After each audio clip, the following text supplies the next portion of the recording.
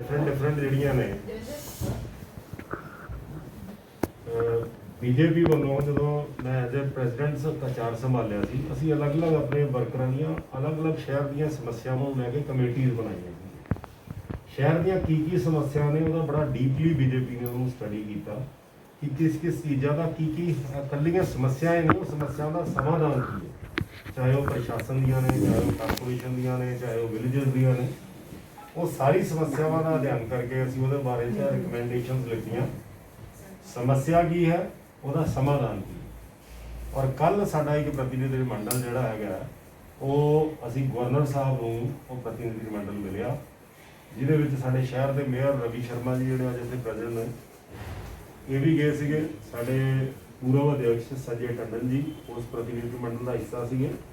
ਸਾਡੇ ਜਿਹੜੇ ਪ੍ਰਦੇਸ਼ ਦੇ ਸੰਗਠਨ ਮਹਾਮੰਤਰੀ ਨੇ ਦਿਨੇਸ਼ ਸ਼ਰਮਾ ਜੀ, ਉਹ ਗਏ ਸੀਗੇ। ਇਸ ਤਰੀਕੇ ਦੇ ਨਾਲ ਰਾਮਵੀਰ ਭੱਟੀ ਜੀ ਸਾਡੇ ਮਹਾਮੰਤਰੀ ਨੇ ਔਰ ਚੰਦਰਸ਼ੇਖਰ ਜੀ ਸਾਡੇ ਮਹਾਮੰਤਰੀ ਨੇ। ਐਸੇ 6 ਲੋਕਾਂ ਦਾ ਜਿਹੜਾ ਇੱਕ ਡੈਲੀਗੇਸ਼ਨ ਹੈ, ਉਹ ਸਾਡੀ ਲਗਭਗ 2 ਘੰਟੇ ਦੇ ਕਰੀਬ ਸ਼ਹਿਰ ਦੀਆਂ ਅਲੱਗ-ਅਲੱਗ ਸਮੱਸਿਆਵਾਂ ਦੇ ਉੱਤੇ ਔਰ ਜਿੰਨੇ ਵੀ ਮੁੱਦੇ, ਮੇਰੇ ਖਿਆਲ ਸ਼ਾਇਦ ਹੁਣ ਜਦੋਂ ਮੈਂ ਤੁਹਾਡੇ ਸਾਹਮਣੇ ਰੱਖੂਗਾ, ਸ਼ਾਇਦ ਅੱਜ ਤੱਕ ਦੇ ਬੀਜੇਪੀ ਦੇ ਇਤਿਹਾਸ ਦਾ ਵੀ ਸ਼ਾਇਦ ਤੁਸੀਂ ਵੀ 10 ਪੇਜਾਂ ਦਾ ਪ੍ਰੈਸ ਨੋਟ ਸ਼ਾਇਦ ਘੱਟ ਹੀ ਹੁੰਦਾ ਹੋਏਗਾ, ਤੇ ਅਸੀਂ ਤੁਹਾਨੂੰ ਹੁਣ ਤੁਸੀਂ ਕਿਸ ਤਰ੍ਹਾਂ ਉਹਨੂੰ ਕਵਰ ਅਪ ਕਰ ਸਕਦੇ ਹੋ ਕਿ ਸਾਰੀਆਂ ਚੀਜ਼ਾਂ ਇੰਪੋਰਟੈਂਟ ਨੇ। ਉਹ ਤੁਸੀਂ ਚਾਹੇ ਉਹਨੂੰ ਅਸੀਂ ਉਹਦੇ ਵਿੱਚ ਕੀ ਗੱਲਬਾਤ ਹੋਈ ਹੈ ਸਾਰੀ ਡਿਟੇਲ ਦਿੱਤੀ ਹੈ। ਔਰ ਉਹ ਜਿਹੜੀ ਮੈਂ ਜਿਸ ਤਰ੍ਹਾਂ ਦੱਸਿਆ ਕਿ ਅਸੀਂ ਇਕੱਲੀਆਂ ਸਮੱਸਿਆਵਾਂ ਨਹੀਂ ਦੱਸੀਆਂ, ਉਹਦਾ ਕੀ ਸਮਾਧਾਨ ਹੈ, ਕਿਸ ਤਰ੍ਹਾਂ ਹੋ ਸਕਦਾ ਹੈ, ਕਿਉਂ ਜ਼ਰੂਰੀ ਹੈ, ਕਿਉਂ ਹੋਣਾ ਚਾਹੀਦਾ, ਉਹ ਸਭ ਚੀਜ਼ਾਂ ਕੀਤੀਆਂ। ਸਭ ਨਾਲੋਂ ਪਹਿਲਾਂ ਤਾਂ ਮੈਂ ਜਿਹੜਾ ਹੈਗਾ ਮੇਅਰ ਸਾਹਿਬ ਨੂੰ ਇਸ ਗੱਲ ਦੀ ਵਧਾਈ ਦਿੰਦਾ ਕਿ ਇਹਨਾਂ ਦੇ ਨੇਤਰਤਾ ਉਹਦੇ ਵਿੱਚ ਪਾਣੀ ਦੇ ਜਿਹੜੇ ਰੇਟ ਆ, ਜਿਹੜਾ ਇੱਕ ਬਹੁਤ ਸ਼ਹਿਰ ਦਾ ਜਵਲੰਤ ਮੁੱਦਾ ਸੀਗਾ, ਉਸ ਇਸ਼ੂ ਦੇ ਉੱਤੇ ਹਾਊਸ ਨੇ ਇੱਕ ਰੈਜ਼ੋਲੂਸ਼ਨ ਪਾਸ ਕਰਕੇ ਕੀ ਦਰਾਂ ਹੋਣੀਆਂ ਚਾਹੀਦੀਆਂ। ਸਤੰਬਰ ਦੇ ਵਿੱਚ ਇੱਕ ਨੋਟੀਫਿਕੇਸ਼ਨ ਜਿਹੜੀ ਹੈਗੀ ਆ ਉਹ ਪ੍ਰਸ਼ਾਸਨ ਵੱਲੋਂ ਕੀਤੀ ਗਈ ਸੀ, ਜਿਹਦੇ ਵਿੱਚ ਰੇਟ ਜਿਹੜੇ ਸੀਗੇ ਕੁਝ ਥੋੜੇ ਜਿਹੇ, ਹਾਲਾਂਕਿ ਜਿਹੜੀ ਫਰਵਰੀ ਦੇ ਵਿੱਚ ਜਿਹੜਾ ਪ੍ਰਸਤਾਵ ਪਾਸ ਕੀਤਾ ਸੀਗਾ ਉਸ ਦੇ ਵਿੱਚ ਵੀ ਉਸ ਦੇ ਹਿਸਾਬ ਨਾਲ ਨਹੀਂ ਹੋਏ ਸੀਗੇ। ਔਰ ਜਿਸ ਪ੍ਰਕਾਰ ਦੇ ਹਾਲਤ ਨੇ ਦੇਸ਼ ਔਰ ਸ਼ਹਿਰ ਦੇ ਵਿੱਚ, ਅਸੀਂ ਉਸ ਚੀਜ਼ ਨੂੰ ਰਾਹਤ ਕਰਦਿਆਂ ਹੋਇਆਂ ਜਿਹੜਾ ਹੈਗਾ ਇੱਕ ਪ੍ਰਸਤਾਵ ਪਾਸ ਕਰਕੇ ਭੇਜਿਆ ਸੀਗਾ। ਉਸ ਪ੍ਰਸਤਾਵ ਦੇ ਵਿੱਚ ਲਗਭਗ ਮੈਕਸਿਮਮ ਜਿਹੜਾ ਹੈ ਉਹ 50% ਤੋਂ ਉੱਪਰ ਇਨਕਰੀਜ਼ ਦਾ ਕਿਸੇ ਵੀ ਦਰ ਦੇ ਵਿੱਚ ਕਿਸੇ ਵੀ ਜਿਹੜਾ ਹੈਗਾ ਤੁਹਾਡਾ ਜਿਹੜੀਆਂ ਉਹਦੀਆਂ ਟੈਰਿਫ ਹੈ ਉਹਦੇ ਵਿੱਚ ਕਿਸੇ ਵੀ ਤਰੀਕੇ ਦੀ ਇਨਕਰੀਜ਼ 50% ਤੋਂ ਉੱਪਰ ਨਹੀਂ ਹੈ। ਔਰ ਇੱਕ ਬਹੁਤ ਵੱਡੀ ਰਾਹਤ ਜਿਹੜੀ ਹੈ ਉਹ ਜਿਹੜਾ 30% ਜਿਹੜਾ ਸੀਵਰ ਸੈਸ ਸੀਗਾ ਉਹ ਅਸੀਂ ਬੜਾ ਨੋਮੀਨਲ ਜਿਹਾ 5% ਤੇ ਲਿਆ, ਸਿਰਫ 5%। ਔਰ ਇਹ ਜਿਹੜੀਆਂ ਦਰਾਂ ਅਸੀਂ ਪਾਸ ਕੀਤੀਆਂ ਨੇ, ਅਸੀਂ ਇਹ ਕਿਹਾ ਕਿ ਜਿਵੇਂ ਕੇਂਦਰ ਸਰਕਾਰ ਵੱਲੋਂ ਇਸ ਮਹਾਮਾਰੀ ਦੇ ਦੌਰਾਨ ਰਾਹਤਾਂ ਦਿੱਤੀਆਂ ਜਾ ਰਹੀਆਂ ਨੇ, ਉਸੇ ਤਹਿਤ ਜਿਹੜਾ ਹੈਗਾ ਇਹ ਦਰਾਂ ਜਿਹੜੀਆਂ ਨੇ ਇਹ, ਕਿਉਂਕਿ ਕਾਰਪੋਰੇਸ਼ਨ ਦਾ ਜਿਹੜਾ ਐਕਸਪੈਂਡੀਚਰ ਹੈ 29 ਕਿਲੋਮੀਟਰ ਤੋਂ ਪਾਣੀ ਲਿਆਉਣ ਦਾ, ਔਰ ਜਿਹੜਾ ਰੈਵਨਿਊ ਆਉਂਦਾ ਬਿੱਲਾਂ ਦਾ, ਉਹਦੇ ਵਿੱਚ 200 ਕਰੋੜ ਤੋਂ ਉੱਪਰ ਦਾ ਗੈਪ ਹੈ। ਯਾਨੀ ਕਿ 200 ਕਰੋੜ ਰੁਪਇਆ ਕਾਰਪੋਰੇਸ਼ਨ ਪੱਲਿਓਂ ਪਾ ਕੇ ਦਿੰਦੀ ਹੈ। ਲੇਕਿਨ ਇਹ ਵੀ ਨਹੀਂ ਹੈ ਕਿ ਉਹ ਸਾਰਾ ਇੱਕਦਮ ਕਵਰ ਕੀਤਾ ਜਾਵੇ, ਉਹ ਜਿਹੜਾ ਹੈਗਾ ਗ੍ਰੈਜੂਅਲੀ ਕਵਰ ਹੋਣਾ ਚਾਹੀਦਾ, ਥੋੜਾ ਥੋੜਾ ਕਰਕੇ। ਔਰ ਅਸੀਂ ਉਸ ਤਰੀਕੇ ਦੇ ਨਾਲ ਇੱਕ ਬੜੇ ਨੋਮੀਨਲ ਜਿਹੇ ਰੇਟ ਵਧਾਏ, ਲੇਕਿਨ ਇਸ ਸ਼ਰਤ ਦੇ ਨਾਲ ਕਿ ਹੁਣ ਜਿਹੜਾ ਹੈਗਾ ਇਹ ਰੇਟ ਉਦੋਂ ਲਾਗੂ ਹੋਣਗੇ ਜਦੋਂ ਕਰੋਨਾ ਮਹਾਮਾਰੀ ਖਤਮ ਹੋ ਜਾਏਗੀ। ਔਰ ਕੱਲ੍ਹ ਇਹ ਦੋਨੋਂ ਗੱਲਾਂ ਅਸੀਂ ਗਵਰਨਰ ਸਾਹਿਬ ਨੂੰ ਰੱਖੀਆਂ ਕਿ ਇਹ ਪਾਣੀ ਦੇ ਰੇਟ ਜਿਹੜੇ ਨੇ ਕਰੋਨਾ ਮਹਾਮਾਰੀ ਤੋਂ ਖਤਮ ਹੋਣ ਤੋਂ ਬਾਅਦ ਲਾਗੂ ਕਰਤੇ ਜਾਣ। ਔਰ ਜਿਹੜੀ ਉਹਨਾਂ ਦੀ ਉਹਨਾਂ ਨੇ ਨੋਟੀਫਿਕੇਸ਼ਨ ਕੀਤੀ ਹੈ ਉਹਦੇ 'ਚ ਜੋ ਸਦਨ ਨੇ ਪਾਸ ਕੀਤਾ ਉਹ ਜਿਹੜਾ ਹੈਗਾ ਉਹ ਕੀਤਾ ਜਾਵੇ। ਔਰ ਬੜੇ ਪੋਜ਼ਿਟਿਵ ਤਰੀਕੇ ਦੇ ਨਾਲ ਸਾਨੂੰ ਗਵਰਨਰ ਸਾਹਿਬ ਤੋਂ ਜਿਹੜਾ ਹੈਗਾ ਉਹ ਬੜਾ ਰਿਸਪੌਂਸ ਮਿਲਿਆ। ਉਹਨਾਂ ਨੇ ਕਿਹਾ ਤੁਰੰਤ ਇਸ ਬਾਰੇ ਮੈਂ ਅਧਿਕਾਰੀਆਂ ਨਾਲ ਗੱਲਬਾਤ ਕਰਕੇ ਅਸੀਂ ਅਮੈਂਡਡ ਨੋਟੀਫਿਕੇਸ਼ਨ ਜਾਰੀ ਕਰਾਂਗੇ। ਇੱਕ ਵੱਡੀ ਰਾਹਤ ਜਿਹੜੀ ਹੈ ਉਹ ਸ਼ਹਿਰ ਦੇ ਲੋਕਾਂ ਦੇ ਲਈ ਹੋ ਰਹੀ ਹੈ। ਯਾਨੀ ਕਿ ਇਹਦਾ ਕਹਿਣ ਦਾ ਮੇਰਾ ਇਹ ਮਤਲਬ ਹੈ ਕਿ ਪਾਣੀ ਦੀਆਂ ਦਰਾਂ ਜੋ ਪਹਿਲਾਂ ਤੋਂ ਚੱਲ ਰਹੀਆਂ ਸੀਗੀਆਂ, ਨਾਰਮਲ ਦਰਾਂ ਸੀਗੀਆਂ, ਜੋ 2011 ਦੀ ਨੋਟੀਫਿਕੇਸ਼ਨ ਦੇ ਹਿਸਾਬ ਨਾਲ ਉਹੀ ਰਹਿਣਗੀਆਂ। ਔਰ ਜਿਹੜਾ ਹੈਗਾ ਜਦੋਂ ਇਹ ਤੁਹਾਡਾ ਕਰੋਨਾ ਮਹਾਮਾਰੀ ਦੇ ਖਤਮ ਹੋਣ ਤੋਂ ਬਾਅਦ ਫਿਰ ਇਹ ਜਿਹੜਾ ਹੈਗਾ ਨੋਮੀਨਲ ਜਿਹੜਾ ਹੈਗਾ ਇਹਦੇ ਵਿੱਚ ਇਨਕਰੀਜ਼ ਕੀਤਾ ਜਾਏਗਾ। ਦੂਸਰਾ ਸੀਗਾ ਪਿੰਡਾਂ ਦਾ ਮਾਮਲਾ। ਪਿੰਡਾਂ ਦੇ ਮਾਮਲੇ 'ਚ ਅਸੀਂ 3 ਗੱਲਾਂ ਜਿਹੜੀਆਂ ਨੇ ਉਹ ਗਵਰਨਰ ਸਾਹਿਬ ਕੋਲੇ ਰੱਖੀਆਂ ਨੇ। ਸਭ ਨਾਲੋਂ ਪਹਿਲੀ ਗੱਲ ਅਸੀਂ ਜਿਹੜੀ ਹੈ ਉਹ ਪਿਛਲੀ ਵਾਰ ਵੀ ਜਦੋਂ 2019 ਦੇ ਵਿੱਚ ਇਹ ਘੋਸ਼ਣਾ ਹੋਈ ਸੀ ਕਿ 102 ਕਰੋੜ ਰੁਪਇਆ ਜਿਹੜਾ ਹੈਗਾ ਪ੍ਰਸ਼ਾਸਨ ਨਗਰ ਨਿਗਮ ਨੂੰ ਦੇਗਾ, ਲੇਕਿਨ ਉਹ ਡਿਲੇ ਹੁੰਦਾ ਰਿਹਾ। ਮੇਅਰ ਸਾਹਿਬ ਨੇ ਲਗਾਤਾਰ ਐਫਰਟ ਕੀਤਾ, ਪ੍ਰਸ਼ਾਸਕ ਦੇ ਨਾਲ ਵੀ, ਗਵਰਨਰ ਸਾਹਿਬ ਦੇ ਨਾਲ ਵੀ, ਔਰ ਲਗਾਤਾਰ ਐਫਰਟ ਤੋਂ ਬਾਅਦ ਜਿਹੜਾ ਉਹ ਪੈਸਾ ਸੀਗਾ, ਜਿਹੜੇ 13 ਵਿਲੇजेस ਨੇ, ਇਹ ਬਹੁਤ ਵੱਡੀ 13 ਵਿਲੇजेस ਲਈ ਖੁਸ਼ੀ ਦੀ ਖਬਰ ਹੈ ਕਿ ਕੱਲ 50 ਕਰੋੜ ਰੁਪਇਆ ਜਿਹੜਾ ਹੈਗਾ ਉਹਦੇ ਡਾਕੂਮੈਂਟਸ ਔਰ ਉਹਦੇ ਟ੍ਰਾਂਸਫਰ ਦੇ ਕਾਗਜ਼ ਜਿਹੜੇ ਨੇ ਉਹ ਮੇਅਰ ਸਾਹਿਬ ਨੂੰ ਜਿਹੜੇ ਹੈ ਗਵਰਨਰ ਸਾਹਿਬ ਨੇ ਸੌਂਪ ਦਿੱਤੇ ਹੈ। ਔਰ ਉਹ 50 ਕਰੋੜ ਰੁਪਏ ਦੇ ਜਿਹੜੇ ਐਸਟੀਮੇਟ ਹੈ ਉਹ ਮੇਅਰ ਸਾਹਿਬ ਨੇ ਆਲਰੇਡੀ ਜਿਹੜੇ ਹੈ ਪਿੰਡਾਂ ਦੀ ਡਿਵੈਲਪਮੈਂਟ ਦੇ ਐਸਟੀਮੇਟ ਬਣਾ ਰੱਖੇ ਆ। ਉਹਦੇ ਟੈਂਡਰ ਦਾ ਪ੍ਰੋਸੈਸ ਸ਼ੁਰੂ ਕਰ ਦਿੱਤਾ।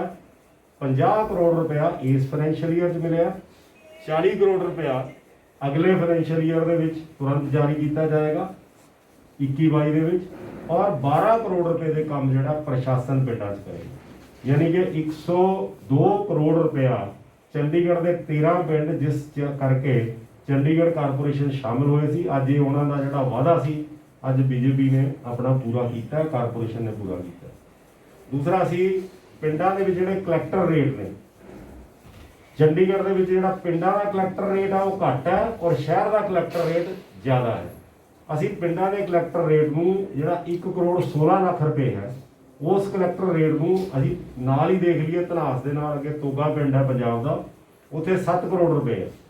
ਜੀਰਕਪੁਰ ਦੇ ਵਿੱਚ ਇੱਕ ਸੜਕ ਦੀ ਜ਼ਮੀਨ ਇਨਕੁਆਇਰੀ ਹੈ ਤਾਂ 16 ਕਰੋੜ ਰੁਪਇਆ ਕਲੈਕਟਰ ਰੇਟ ਦਿੱਤਾ ਜਾ ਰਿਹਾ। ਅਸੀਂ ਇਹ ਮੰਗ ਕੀਤੀ ਕਿ ਉਹ ਜਿਹੜਾ ਕਲੈਕਟਰ ਰੇਟ ਹੈ ਡੀਸੀ ਸਾਹਿਬ ਨੂੰ ਤੁਰੰਤ ਨਿਰਦੇਸ਼ ਦਿੱਤੇ ਜਾਣ ਕਿ ਉਹ ਸਾਰੀਆਂ ਚੀਜ਼ਾਂ ਨੂੰ ਸਟੱਡੀ ਕਰਕੇ ਜਿਹੜਾ ਹੈਗਾ ਉਹ ਕਲੈਕਟਰ ਰੇਟ ਜਿਹੜਾ ਹੈ 116 ਕਰੋੜ ਤੋਂ ਵਧਾ ਕੇ ਜਿਹੜਾ ਹੈ 4 ਕਰੋੜ 5 ਕਰੋੜ ਜੋ ਵੀ ਉਚਿਤ ਹੈ ਉਹ ਕਲੈਕਟਰ ਰੇਟ ਕੀਤਾ ਜਾਵੇ ਪਿੰਡਾਂ 'ਚ, ਤਾਂ ਕਿ ਲੋਕਾਂ ਨੂੰ ਜਦੋਂ ਜ਼ਮੀਨਾਂ ਐਕਵਾਇਰ ਹੋਣਗੀਆਂ ਉਹ ਜ਼ਮੀਨਾਂ ਦਾ ਜਿਹੜਾ ਮੁਆਵਜ਼ਾ ਮਿਲੇ। ਇਸ ਕਰਕੇ ਇੱਕ ਬਹੁਤ ਵੱਡੀ ਉਸ 'ਤੇ ਤੁਰੰਤ ਗਵਰਨਰ ਸਾਹਿਬ ਨੇ ਕਿਹਾ ਕਿ ਉਹ ਇਸ ਚੀਜ਼ ਨੂੰ ਜਿਹੜਾ ਹੈਗਾ ਤੁਰੰਤ ਪਾਈਪਲਾਈਨ ਦੇ ਵਿੱਚ ਪਾਉਣਗੇ। ਵਧਾ ਕੇ ਕਿੰਨਾ ਕੀਤਾ ਉਹ ਕਮੇਟੀ ਡੀਸੀ ਸਾਹਿਬ ਉਹ ਕਰਨਗੇ ਜੀ, ਲੇਕਿਨ ਅਸੀਂ ਮੰਗ ਕੀਤੀ ਹੈ 4-5 ਕਰੋੜ ਦੇ ਕਰੀਬ ਜਿਹੜਾ ਹੈਗਾ, ਤਾਂ ਕਿ ਜੋ ਇਹ ਬੇਸਿਕਲੀ ਹੁੰਦਾ ਕਲੈਕਟਰ ਰੇਟ ਉਹ ਜਾਇਜ਼ ਹੋ ਜਾਏਗਾ। ਉਹਦੇ ਪਿੱਛੇ ਸਾਡਾ ਲੌਜਿਕ ਇਹ ਸੀਗਾ ਕਿ ਹੁਣ ਉਹ ਸ਼ਹਿਰ ਹੈ, ਹੁਣ ਪਿੰਡ ਨਹੀਂ ਹੋ, ਅਰਬਨ ਰੇਟ ਦੇ ਹਿਸਾਬ ਦੇ ਨਾਲ ਕਲੈਕਟਰ ਰੇਟ ਤੈਅ ਕੀਤੇ ਜਾਣ, ਅਰਬਨ ਰੇਟ ਜੋ ਹੋਵੇ, ਕਿਉਂਕਿ ਹੁਣ 13 ਪਿੰਡ ਜਿਹੜੇ ਹੈਗੇ ਉਹ ਸ਼ਹਿਰ ਬਣ ਚੁੱਕੇ ਆ, ਉਹ ਮਿਊਨਿਸਪਲ ਕਾਰਪੋਰੇਸ਼ਨ ਦੇ ਅੰਡਰ ਹੈ, ਤੇ ਇਸ ਕਰਕੇ ਉਹਨਾਂ ਨੂੰ ਮੁਆਵਜ਼ਾ ਹੁਣ ਸ਼ਹਿਰ ਦੇ ਹਿਸਾਬ ਨਾਲ ਦਿੱਤਾ ਜਾਵੇ। ਤੀਸਰਾ, ਪਿੰਡਾਂ ਦੇ ਜਿਹੜੇ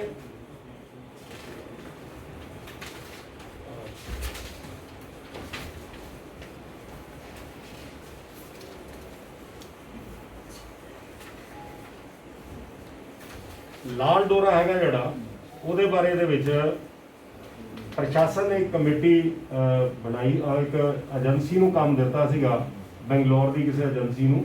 ਉਹਦੇ ਵਿੱਚ ਲੈਂਡ ਪੂਲਿੰਗ ਦਾ ਪ੍ਰੋਜੈਕਟ ਉਹਨਾਂ ਨੇ ਪ੍ਰਪੋਜ਼ਲ ਉਹ ਤਿਆਰ ਕਰ ਰਹੇ ਨੇ, ਲੇਕਿਨ ਉਹਦੇ ਨਾਲ ਹੀ ਅਸੀਂ ਇੱਕ ਚੀਜ਼ ਕੱਲ ਪ੍ਰਸ਼ਾਸਕ ਨੂੰ ਇਹ ਕਹੀ ਹੈ ਕਿ ਜਿਹੜਾ ਲਾਲ ਡੋਰਾ ਖਤਮ ਕਰਨ ਦੇ ਲਈ ਪ੍ਰੋਸੈਸ ਜਿਹੜਾ ਸ਼ੁਰੂ ਕਰਨਾ ਚਾਹੀਦਾ, ਉਹਦੇ ਲਈ ਸਭ ਨਾਲੋਂ ਪਹਿਲਾਂ CLU ਪਾਲਿਸੀ ਲਿਆਂਦੀ ਜਾਣੀ ਚਾਹੀਦੀ ਹੈ, ਰੈਗੂਲਰਾਈਜੇਸ਼ਨ ਪਾਲਿਸੀ ਔਰ CLU change of land use.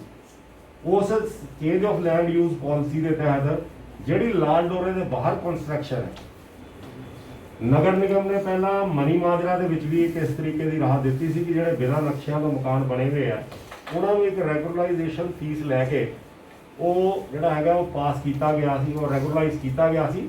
ਇਸੇ ਤਰੀਕੇ ਨਾਲ ਅਸੀਂ ਇੱਕ ਮੰਗ ਕੀਤੀ ਆ ਕਿ ਇਹ ਜਿਹੜੀ ਹੈ ਇੱਕ change of land use policy ਪ੍ਰਸ਼ਾਸਨ ਲੈ ਕੇ ਆਵੇ, ਔਰ ਇਸ ਦੇ ਨਾਲ ਹੀ ਜਿਹੜਾ ਹੈਗਾ ਤੁਹਾਡਾ ਜਿਹੜੇ ਲੈਂਡ ਯੂਜ਼ ਦੇ ਰੈਗੂਲਰਾਈਜੇਸ਼ਨ ਦੇ ਚਾਰजेस ਹੋਣ। ਸਾਡੇ ਨਾਲ 2 ਵਾਰੀ ਇਹ ਚੀਜ਼ ਹੋ ਚੁੱਕੀ, ਇੱਕ ਵਾਰੀ ਹਾਊਸਿੰਗ ਇੰਪਲਾਈ ਸਕੀਮ ਦੇ ਵੇਲੇ ਵੀ ਰੇਟ ਐਸੇ ਤੈਅ ਹੋ ਗਏ ਕਿ ਲੋਕ ਮਕਾਨ ਨਹੀਂ ਲੈ ਰਹੇ, ਉਸ ਸਕੀਮ ਸਿਰੇ ਨਹੀਂ ਚੜ੍ਹ ਪਾ ਰਹੀ। ਜਿਹੜੇ ਰੈਜ਼ੀਡੈਂਸ਼ੀਅਲ ਏਰੀਆ ਦੇ ਸ਼ਹਿਰ ਦੇ ਸੀ leasehold to freehold, ਉਹਦੇ ਵੀ ਜਿਹੜੇ ਚਾਰजेस ਸੀਗੇ ਉਹ ਵੀ ਇਸ ਤਰੀਕੇ ਦੇ ਬਣ ਗਏ ਕਿ ਲੋਕਾਂ ਨੇ ਉਹਨੂੰ ਕਰਵਾਇਆ ਨਹੀਂ। ਅਸੀਂ ਪ੍ਰਸ਼ਾਸਨ ਨੂੰ ਇਹ ਸਲਾਹ ਦਿੱਤਾ ਹੈ ਕਿ ਜਿਵੇਂ ਐਡਵਾਈਜ਼ਰੀ ਕਮੇਟੀ ਦੇ ਵਿੱਚ ਵੀ ਜਿਹੜੀ ਐਡਮਿਨਿਸਟ੍ਰੇਟਰ ਦੀ ਐਡਵਾਈਜ਼ਰੀ ਕਮੇਟੀ ਹੈ ਔਰ ਇੱਕ ਸਟੈਚੂਟਰੀ ਕਮੇਟੀ, ਕਿ ਇੱਕ ਐਸੀ ਕਮੇਟੀ ਸ਼ਹਿਰ ਦੇ ਵਿੱਚ ਬਣਾਈ ਜਾਵੇ ਜਿਹੜੀ ਪਿੰਡਾਂ ਦੇ ਵਿਕਾਸ ਦੇ ਲਈ ਉਹ ਸਾਰੀਆਂ ਚੀਜ਼ਾਂ ਦੇ ਉੱਤੇ ਲਾਲ ਡੋਰੇ ਨੂੰ ਖਤਮ ਕਰਨ ਲਈ, CLU ਦੀ ਚਰਚਾ ਕਰਨ ਲਈ, ਕੀ ਚਾਰजेस ਰੈਗੂਲਰਾਈਜੇਸ਼ਨ ਦੇ ਹੋਣਗੇ, ਕੀ ਰੈਗੂਲਰਾਈਜੇਸ਼ਨ ਦੀ ਪਾਲਿਸੀ ਹੋਏਗੀ, ਉਹ ਸਭ ਚੀਜ਼ਾਂ ਬਾਰੇ ਨਿਰਣੇ ਲਵੇ। ਔਰ ਜਿਹੜਾ ਇਹ ਪੈਸਾ ਆਏਗਾ, ਕਿਉਂਕਿ ਹੁਣ ਉਹ ਮਿਊਨਿਸਪਲ ਕਾਰਪੋਰੇਸ਼ਨ ਦੇ ਅੰਡਰ ਹੈ, ਇਹ ਰੈਗੂਲਰਾਈਜੇਸ਼ਨ ਦਾ ਪੈਸਾ ਇੱਕ ਤਾਂ ਜਾਇਜ਼ ਹੋਵੇ, ਚਾਰजेस ਜਾਇਜ਼ ਹੋਣ। ਅਸੀਂ ਮੰਨ ਲਓ ਆਪ ਕਹਿ ਦਿੰਦੇ ਕਿ ਪਿੰਡ ਦੇ ਬਾਹਰ ਕਿਸੇ ਦੀ 4 ਕਿੱਲੇ ਦੇ ਉੱਤੇ ਕੋਈ ਕੰਸਟਰਕਸ਼ਨ ਹੈ, ਕੋਈ ਗੋਦਾਮ ਬਣਿਆ, ਅਸੀਂ ਉੱਤੇ ਫੀਸ ਇੰਨੀ ਲਗਾ ਦਈਏ ਕਿ ਉਹ ਉਹਨੂੰ ਰੈਗੂਲਰਾਈਜ਼ ਕਰਾਉਣ ਦੇ ਲਈ ਤਿਆਰ ਹੀ ਨਾ ਹੋਵੇ।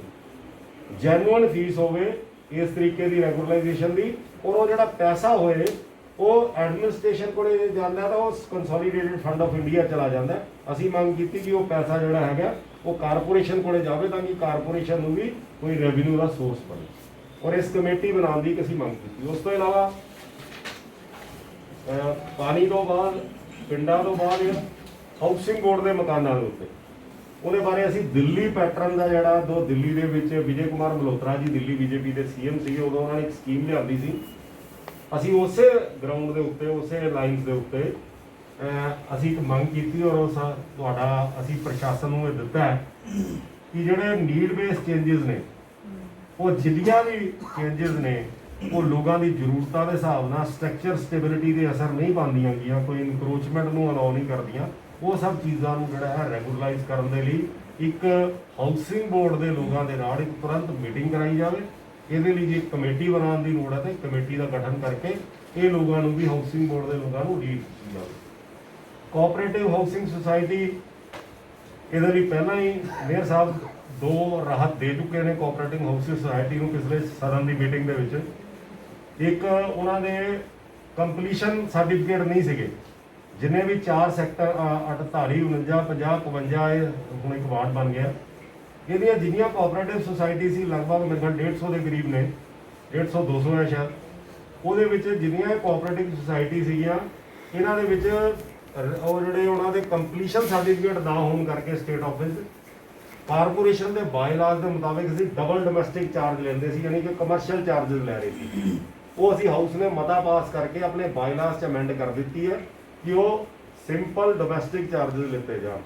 ਔਰ ਦੂਸਰਾ ਉੱਥੇ ਮੀਟਰ ਲੱਗੇ ਸੀ ਪਰ ਲਮਸਮ ਬਿੱਲ ਆਉਂਦੇ ਪਏ ਸੀ, ਉਹ ਵੀ ਅਸੀਂ ਪਾਸ ਕਰ ਦਿੱਤਾ ਸੀ ਹਾਊਸ 'ਚ ਕਿ ਆਪਣਾ ਅਸੀਂ ਜਿਹੜਾ ਹੈਗਾ ਤੁਹਾਡਾ ਮੀਟਰ ਦੇ ਵਿੱਚ ਜੋ ਐਕਚੁਅਲ ਚਾਰजेस ਹੋਣਗੇ ਉਹੀ ਐਕਚੁਅਲ ਚਾਰजेस ਦਿੱਤੇ ਜਾਣ। ਇਹ 2 ਚੀਜ਼ਾਂ ਅਸੀਂ ਹਾਊਸਿੰਗ ਸੁਸਾਇਟੀ ਦੀਆਂ ਆਲਰੇਡੀ ਕਰ ਚੁੱਕੇ ਹਾਂ। ਔਰ ਤੀਸਰੀ ਜਿਹੜੀ ਹੈ ਉਹਨਾਂ ਦੀ ਮੇਨ ਮੰਗ ਸੀ ਕਿ ਉਹਦੇ ਅਨਅਰਨਡ ਪ੍ਰੋਫਿਟ ਜਿਹੜਾ ਸੀ ਉਹ ਬਹੁਤ ਜ਼ਿਆਦਾ ਹੈ, ਔਰ ਕੁਝ ਸੁਸਾਇਟੀਜ਼ ਜਿਹੜੀਆਂ ਹਾਊਸਿੰਗ ਸੁਸਾਇਟੀਜ਼ ਹੈ ਉਹ ਲੀਜ਼ ਹੋਲਡ ਹੈ, ਔਰ ਇਹ ਹੁਣ ਹੋ ਗਿਆ ਕਿ ਉਹ ਲੀਜ਼ ਹੋਲਡ ਸੁਸਾਇਟੀਜ਼ ਨਾਲ ਡਿਸਕ੍ਰਿਮੀਨੇਸ਼ਨ ਹੋ ਰਹੀ ਸੀ। ਅਸੀਂ ਪ੍ਰਸ਼ਾਸਕ ਅੱਗੇ ਮੰਗ ਕੀਤੀ ਹੈ ਕਿ ਉਹ ਲੀਜ਼ ਹੋਲਡ ਜਿਹੜੀਆਂ ਸੁਸਾਇਟੀਜ਼ ਨੇ ਉਹਨਾਂ ਨੂੰ ਫ੍ਰੀ ਹੋਲਡ ਸੁਸਾਇਟੀਜ਼ ਕਰਨ ਦੇ ਲਈ ਉਹ ਸਕੀਮ ਬਣਾਉਣ। ਉਹਦੇ ਲਈ ਪ੍ਰਸ਼ਾਸਕ ਨੇ ਕਿਹਾ ਕਿ ਜਲਦੀ ਉਹ ਸਟੱਡੀ ਕਰਕੇ ਜੋ ਕੰਮ ਚੰਡੀਗੜ੍ਹ ਐਡਮਿਨਿਸਟ੍ਰੇਸ਼ਨ ਦੇ ਲੈਵਲ ਦਾ ਹੈ ਤਾਂ ਉਸ ਨੂੰ ਕੀਤਾ ਜਾਏਗਾ, ਨਹੀਂ ਤਾਂ ਜੇ ਉਹ ਕੰਮ ਜਿਹੜਾ ਹੈ ਹੋਮ ਮਿਨਿਸਟਰੀ ਤੋਂ ਹੋਣਾ ਤਾਂ ਉਸ ਲਈ ਉਸ ਜਲਦੀ ਫਾਈਲ ਨੂੰ ਮੂਵ ਕੀਤਾ ਜਾਏਗਾ। ਇਸ ਤੋਂ ਇਲਾਵਾ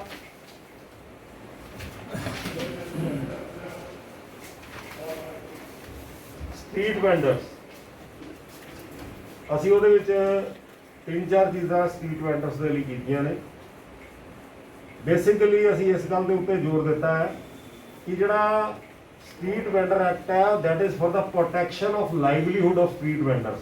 ਉਹਨਾਂ ਦੇ ਰੋਜ਼ਗਾਰ ਨੂੰ ਜਿਹੜਾ ਹੈਗਾ ਉਹ ਬਚਾਉਣ ਦੇ ਲਈ, ਉਹਨਾਂ ਨੂੰ ਪ੍ਰੋਟੈਕਟ ਕਰਨ ਦੇ ਲਈ ਇਹ ਸਟਰੀਟ ਵੈਂਡਰ ਐਕਟ ਜਿਹੜਾ ਹੈਗਾ ਉਹ ਬਾਅਦ ਦਿਨਾਂ ਵਿੱਚ ਉਹ ਆਪਣਾ ਕੀ ਕਹਿੰਦੇ ਉਹਨੂੰ ਲਿਆਂਦਾ ਗਿਆ ਸੀ।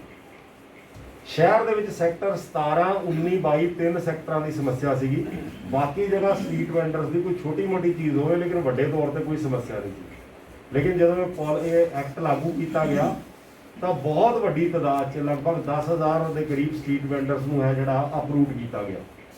ਅਸੀਂ ਮੰਗ ਕੀਤੀ ਹੈ ਕਿ ਸੈਕਟਰ 17 19 22 ਦੇ ਵਿੱਚ ਤਾਂ ਜੋ ਪਾਲਿਸੀ ਬਣਾਈ ਹੈ ਠੀਕ ਹੈ, ਲੇਕਿਨ ਜਿਹੜੇ ਅਸੀਂ ਵੈਂਡਿੰਗ ਜ਼ੋਨਸ ਬਣਾਏ ਨੇ ਉਹ ਵੈਂਡਿੰਗ ਜ਼ੋਨ ਹੁਣ ਮੈਂ ਤੁਹਾਨੂੰ ਐਗਜ਼ਾਮਪਲ ਸੇਕ ਦੱਸ ਦਿੰਦਾ। 38 ਸੈਕਟਰ 'ਚ 38 ਵੈਸਟ ਦੀਆਂ ਲਾਈਟਾਂ ਦੇ ਤੁਸੀਂ ਜੋ ਵੀ ਫੋਟੋ ਵੀ ਛਾਪ ਸਕਦੇ ਹੋ।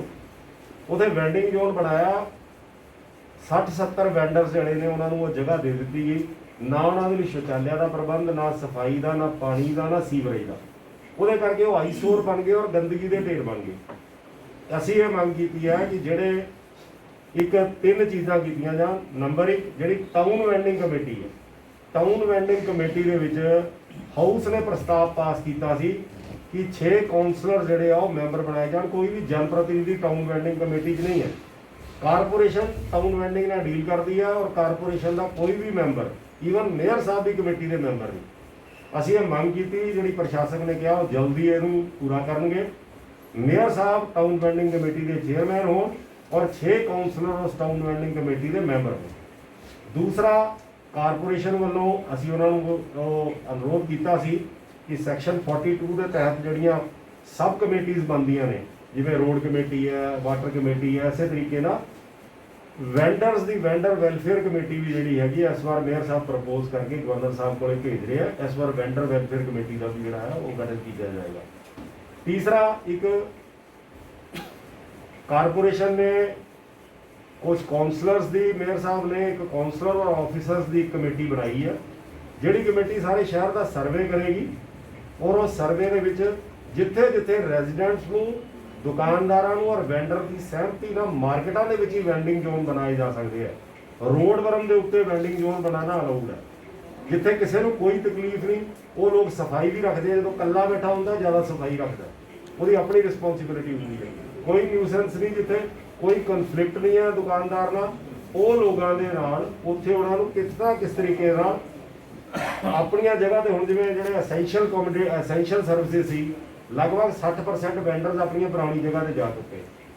ਜਿਹੜੇ ਜਿੱਥੇ ਲੋਕ ਵੈਂਡਰਸ ਨੂੰ ਜਗ੍ਹਾ ਮਿਲ ਸਕਦੀ ਹੈ ਉਹਨਾਂ ਦੇ ਪੁਰਾਣੀ ਜਗ੍ਹਾ ਦੇ ਉੱਥੇ ਕੀਤੀ ਜਾਵੇ ਔਰ ਬਾਕੀ ਜਿਹੜੇ ਨੇ ਉਹਨਾਂ ਦੇ ਲਈ ਉਚਿਤ ਵਿਵਸਥਾ ਘੱਟ ਤੋਂ ਘੱਟ।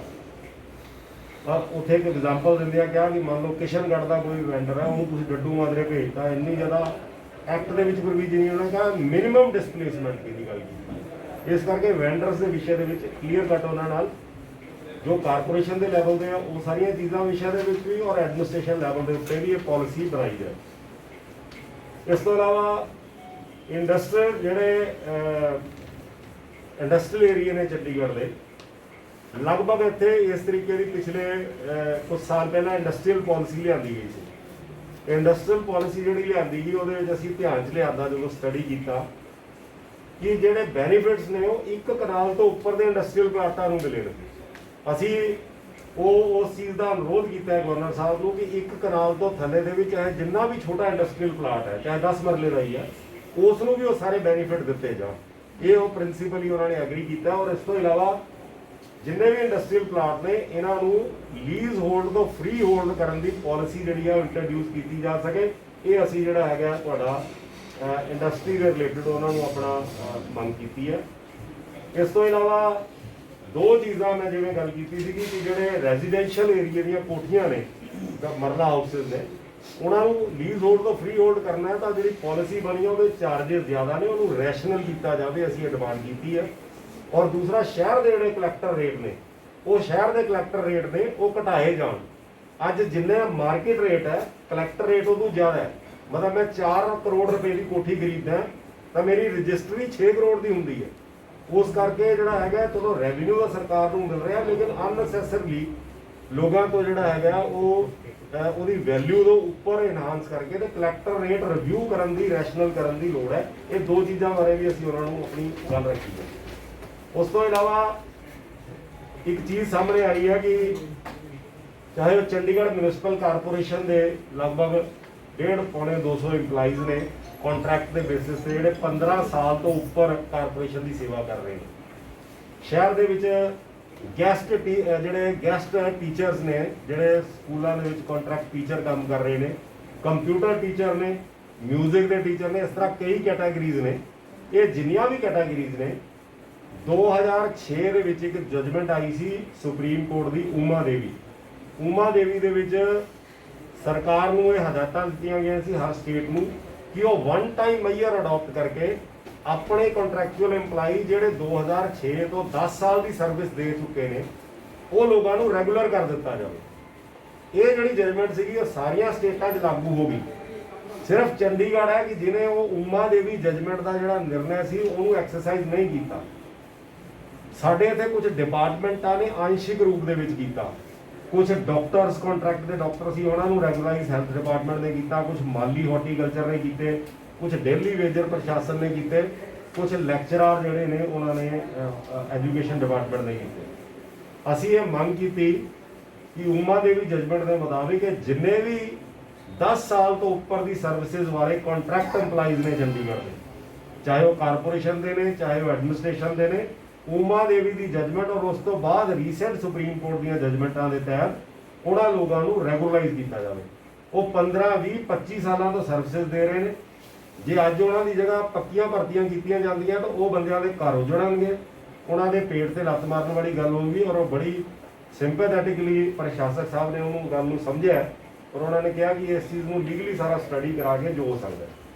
ਇਸ ਤੋਂ ਇਲਾਵਾ ਸੈਕਟਰ ਜਿਹੜੇ ਸੈਕਟਰਾਂ ਦੇ ਵਿੱਚ ਅੱਜ ਤੋਂ 35 ਤੋਂ 40 ਸਾਲ ਪਹਿਲਾਂ ਪੁਨਰਵਾਸ ਦੀਆਂ ਕਲੋਨੀਆਂ ਬਸੀਆਂ ਨੇ, 28 ਕਲੋਨੀਆਂ ਨੇ ਟੋਟਲ। ਜਦੋਂ ਜਿਵੇਂ ਹੁਣ ਝੁੱਗੀਆਂ ਹਟਾਉਣ ਦੇ ਲਈ ਅਸੀਂ ਮਲੋਆ ਔਰ ਧਨਾਸ ਦੇ ਵਿੱਚ ਫਲੈਟ ਬਣ ਰਹੇ ਨੇ, ਅੱਜ ਤੋਂ 30 ਤੋਂ 35 ਸਾਲ ਪਹਿਲਾਂ ਸ਼ਹਿਰ ਦੇ ਵਿੱਚ 28 ਐਸੀਆਂ ਕਲੋਨੀਆਂ ਸੈਕਟਰਾਂ ਦੇ ਵਿੱਚ ਬਣਾਈਆਂ ਗਈਆਂ। ਉਹ ਕਲੋਨੀਆਂ 99 ਈਅਰ ਦੀ ਲੀਜ਼ ਹੋਲਡ ਤੇ ਦਿੱਤੀਆਂ ਗਈਆਂ ਸੀ। ਸਨ 1990 ਦੇ ਵਿੱਚ ਇੱਕ ਪਾਲਿਸੀ ਸਰਕਾਰ ਨੇ ਸਿਰਫ 1 ਮਹੀਨੇ ਲਈ ਇੰਟਰੋਡਿਊਸ ਕੀਤੀ ਸੀ ਕਿ ਤੁਸੀਂ ਆਪਣਾ ਲੀਜ਼ ਹੋਲਡ ਦਾ ਮਕਾਨ ਕੁਝ ਕਨਵਰਸ਼ਨ ਚਾਰजेस ਦੇ ਕੇ ਆਪਣੇ ਨਾਮ ਓਨਰਸ਼ਿਪ ਲੈ ਲਓ। ਬਹੁਤ ਥੋੜੀ ਤਾਦਾਦ ਦੇ ਵਿੱਚ, ਸ਼ਾਇਦ 1% ਤੋਂ ਵੀ ਘੱਟ ਲੋਕਾਂ ਨੇ ਉਹਨੂੰ ਚੀਜ਼ ਨੂੰ ਅਡਾਪਟ ਕੀਤਾ। ਅੱਜ ਉਹ ਮਕਾਨ 3 ਵਾਰੀ ਵਿਕ ਚੁੱਕੇ ਨੇ। ਲੋਕਾਂ ਦੇ ਕੋਲ ਕਾਗਜ਼ ਨਹੀਂ ਹੈ ਕਿਉਂਕਿ ਲੀਜ਼ ਹੋਲਡ ਟ੍ਰਾਂਸਫਰ ਨਹੀਂ ਹੈ, ਨਾਨ ਟ੍ਰਾਂਸਫਰ ਹੈ 99 ਈਅਰਸ ਦੇ ਲਈ। ਲੋਕ ਅੱਜ ਮਕਾਨ ਖਰੀਦ ਕੇ ਮਾਲਿਕ ਹੁੰਦਿਆਂ ਸੁਣਦਿਆਂ ਵੀ ਮਾਲਿਕ ਨਹੀਂ ਹੈ। ਅਸੀਂ ਇਹ ਮੰਗ ਕੀਤੀ ਕਿ 28 ਕਲੋਨੀਆਂ ਦਾ ਜਿਹੜਾ ਹੈ ਮਾਲਿਕਾਨਾ ਹੱਕ ਦੇਣ ਦੇ ਲਈ ਪਾਲਿਸੀ ਲਿਆਂਦੀ ਜਾਵੇ। 28 ਕਲੋਨੀਆਂ ਨੂੰ ਮਾਲਿਕਾਨਾ ਹੱਕ ਦਿੱਤਾ ਜਾਵੇ। ਔਰ ਇਸੇ ਤਰੀਕੇ ਨਾਲ ਸੈਕਟਰ 37C ਦੇ ਵਿੱਚ ਇੱਕ ਕਲੋਨੀ ਹੈ ਇਹੀ ਪੁਨਰਵਾਸ ਦੀ, ਔਰ 37D ਔਰ 38D 38A ਤੇ 38C, ਇਹ 4 ਕਲੋਨੀਆਂ 37 38 ਦੇ ਵਿੱਚ ਨੇ। ਇਹ ਕਲੋਨੀਆਂ ਦੇ ਵਿੱਚ ਚੀਫ ਹਾਊਸਿਸ ਜਿਹੜੇ ਬਣੇ ਸੀਗੇ, ਜਿਹੜੇ ਮਕਾਨ ਜਿਹੜੇ ਸੀਗੇ ਉਹ ਉਸ ਵਕਤ EMPLOYEES ਨੂੰ ਦੇ ਦਿੱਤੇ ਗਏ। ਜਿਹੜੇ ਝੁੱਗੀ ਵਾਲਿਆਂ ਨੂੰ ਮਕਾਨ ਮਿਲਦੇ ਸੀ ਉਸ ਟਾਈਮ ਸ਼ਾਇਦ EMPLOYEES ਨੂੰ ਮਕਾਨ ਘੱਟ ਸੀਗੇ। ਅੱਜ ਦੀ ਡੇਟ ਦੇ ਵਿੱਚ ਸਾਡੇ ਕੋਲ ਐਕਸਟਰਾ ਮਕਾਨ ਨੇ ਔਰ ਉਹ ਮਕਾਨ ਜਿਹੜੇ EMPLOYEES ਰਹਿ ਰਹੇ ਨੇ ਜਦੋਂ ਰਿਟਾਇਰ ਹੁੰਦੇ ਖਾਲੀ ਹੋ ਜਾਂਦੇ ਆ, ਉਹ ਮਕਾਨ ਕੋਈ ਕਿਸੇ ਨੂੰ ਚੀਫ ਹਾਊਸਿਸ ਅਲਾਟ ਨਹੀਂ ਹੁੰਦੇ। ਅਸੀਂ ਇਹ ਮੰਗ ਕੀਤੀ ਕਿ ਉਹ ਮਕਾਨ ਖੰਡਰ ਬਣਦੇ ਜਾ ਰਹੇ ਨੇ, ਨਸ਼ੇ ਦੇ ਅੱਡੇ ਬਣਦੇ ਜਾ ਰਹੇ ਨੇ। ਇੱਕ ਪਾਲਿਸੀ ਲਿਆ ਕੇ ਜਿਹੜੇ EMPLOYEES ਉੱਥੇ ਰਹਿ ਰਹੇ ਨੇ ਉਹਨਾਂ ਨੂੰ ਉਹਨਾਂ ਦੀ ਓਨਰਸ਼ਿਪ ਟ੍ਰਾਂਸਫਰ ਕਰ ਦਿੱਤੀ ਜਾਵੇ। ਸਰਕਾਰ ਨੂੰ ਰੈਵਨਿਊ ਵੀ ਆਏਗਾ ਔਰ ਸਰਕਾਰ ਨੂੰ ਜਿਹੜਾ ਹੈਗਾ ਆਪਣਾ ਤੁਹਾਡਾ ਉਹ ਜਿਹੜੀ ਚੀਜ਼ ਹੈ ਉਹਦਾ ਸਹੀ ਯੂਟਿਲਾਈਜੇਸ਼ਨ ਵੀ ਹੋ ਜਾਏਗੀ। ਇਹ ਇੱਕ ਮੰਗ ਜਿਹੜੀ ਰੱਖੀ ਆ ਉਹਦੇ ਬਾਰੇ ਵੀ ਪ੍ਰਸ਼ਾਸਕ ਨੇ ਕਿਹਾ ਕਿ ਉਹ ਸਟੱਡੀ ਕਰਾਂਗੇ। ਸ਼ਹਿਰ ਦੇ ਵਿੱਚ ਕਾਉਸੈਸ ਲੱਗਿਆ। ਕਾਉਸੈਸ ਦਾ ਹਾਲੇ ਤੱਕ ਵੀ ਕਰੋਨਾ ਟਾਈਮ ਪੀਰੀਅਡ ਦੇ ਵਿੱਚ ਲਗਭਗ 19 ਕਰੋੜ 18 ਕਰੋੜ ਦੇ ਕਰੀਬ ਕਾਉਸੈਸ ਆਇਆ। ਸ਼ਹਿਰ ਦੇ ਵਿੱਚ ਸਟੇ ਕੈਟਲਸ ਦੀ ਬੜੀ ਵੱਡੀ ਪ੍ਰੋਬਲਮ ਹੈ। ਗਊ ਨੂੰ ਅਸੀਂ ਆਪਣਾ ਮਾਤਾ ਦੇ ਰੂਪ ਨਾਲ, ਧਾਰਮਿਕ ਰੂਪ ਨਾਲ, ਪ੍ਰਤੀਕ ਨਾਲ ਪੂਜਦੇ ਹਾਂ। ਅਸੀਂ ਇੱਕ ਮੰਗ ਕੀਤੀ ਹੈ ਕਿ ਗੋ ਸੰਰਕਸ਼ਣ ਗੋ ਰਕਸ਼ਾ ਬੋਰਡ ਜਿਹੜਾ ਹੈ ਉਹ ਬਣਾਇਆ ਜਾਵੇ ਔਰ ਗੋ ਰਕਸ਼ਾ ਬੋਰਡ ਜਿਹੜਾ ਹੈ ਕਾਓ ਸੈਸ ਦੀ ਯੂਟਿਲਾਈਜੇਸ਼ਨ ਕਰਕੇ ਗੋ ਧਨ ਦੇ ਸੰਵਰਧਨ ਦੇ ਲਈ, ਗਾਂ ਦੀ ਪ੍ਰੋਟੈਕਸ਼ਨ ਵੀ, ਉਹਦੇ ਲਈ ਹੋਰ ਵੀ ਆਪਾਂ ਉਹਦੇ ਜਿਹੜੇ ਉਸ ਚੀਜ਼ਾਂ ਦੇ ਉਹਦੇ ਦੁੱਧ ਦੇ ਜਾਂ ਹੋਰ ਗੋਬਰ ਜਾਂ ਜਿਹੜਾ ਹੈਗਾ ਗੋ ਮੂਤਰ ਦੇ ਕੋਈ ਪ੍ਰੋਡਕਟ ਬਣ ਸਕਦੇ ਆ। ਹਾਂਜੀ, ਔਰ ਇਸ ਬਾਰੇ ਦੇ ਵਿੱਚ ਕਾਰਪੋਰੇਸ਼ਨ ਜਿਹੜੀ ਹੈਗੀ ਹੈ ਉਹਨਾਂ ਨੇ ਇੱਕ ਜਿਹੜੀ ਹੈ ਗੋ ਰਕਸ਼ਾ ਕਮੇਟੀ ਦਾ ਵੀ ਜਿਹੜੀ ਸਬ ਕਮੇਟੀ ਆ ਉਹ ਵੀ ਕਾਰਪੋਰੇਸ਼ਨ ਨੇ ਗਠਨ ਕਰ ਦਿੱਤੀ ਹੈ। ਇਸ ਤੋਂ ਇਲਾਵਾ ਸ਼ਹਿਰ ਦੇ ਵਿੱਚ OBC ਔਰ SC ਇਹ ਸਰਟੀਫਿਕੇਟ ਬਣਾਉਣ 'ਚ ਦਿੱਕਤ ਆ ਰਹੀ ਸੀ। OBC ਸਰਟੀਫਿਕੇਟ 'ਚ ਕੀ ਸੀ ਕਿ OBC ਦੀਆਂ 60 ਜਾਤਾਂ ਨੇ ਚੰਡੀਗੜ੍ਹ, 60 ਕਾਸਟ ਨੇ ਔਰ ਲਗਭਗ 60 ਤੋਂ 70% ਪਾਪੂਲੇਸ਼ਨ ਸ਼ਹਿਰ ਦੀ OBC ਹੈ। OBC ਕਾਸਟਾਂ ਨੂੰ ਜਦੋਂ ਕਿਸੇ ਨੇ OBC ਸਰਟੀਫਿਕੇਟ ਬਣਾਉਣਾ ਹੈ ਤਾਂ 2 ਗਜ਼ਟਿਡ ਆਫੀਸਰਾਂ ਨੇ ਆਈ ਕਾਰਡ ਦੀ ਫੋਟੋਕਾਪੀ ਲੱਗੇਗੀ, ਉਹਨਾਂ ਦੇ ਸਿਗਨੇਚਰ ਹੋਣਗੇ। ਹੁਣ ਇੱਕ ਵਿਚਾਰਾ ਛੋਟੇ ਤਬਕੇ ਦਾ ਆਦਮੀ, ਉਹਨੂੰ ਇਹ ਬੈਨੀਫਿਟ ਬਿਲਕੁਲ ਇੱਕ ਤਰੀਕੇ ਦੇ ਬੰਦ ਪਏ ਸੀ OBC ਸਰਟੀਫਿਕੇਟ। ਅਸੀਂ ਇਹ ਮੰਗ ਕੀਤੀ ਕਿ ਜਿਸ ਤਰੀਕੇ ਦੇ ਨਾਲ ਕਾਉਂਸਲਰਸ ਨੇ ਉਹ ਪੈਨ ਕਾਰਡ, ਆਧਾਰ ਕਾਰਡ, ਵੋਟਰ ਕਾਰਡ ਦੀ ਵੈਰੀਫਿਕੇਸ਼ਨ ਕਰਦੇ ਆ, ਕਾਉਂਸਲਰਸ ਨੂੰ ਵੀ ਇਹੀ ਅਧਿਕਾਰ ਦਿੱਤਾ ਜਾਵੇ ਤਾਂ ਕਿ ਗਜ਼ਟਿਡ ਆਫੀਸਰ ਕੋਲ ਨਾ ਜਾਣਾ ਪਵੇ। ਔਰ ਇਹ ਸਾਰੇ ਆਸ ਪੜੋਸ ਦੇ ਰਾਜਾਂ 'ਚ ਵੀ ਹੈ। DC ਆਫਿਸ ਨੂੰ ਸਾਡਾ ਇੱਕ ਡੈਲੀਗੇਸ਼ਨ ਮਿਲਿਆ ਸੀ DC ਸਾਹਿਬ ਨੂੰ।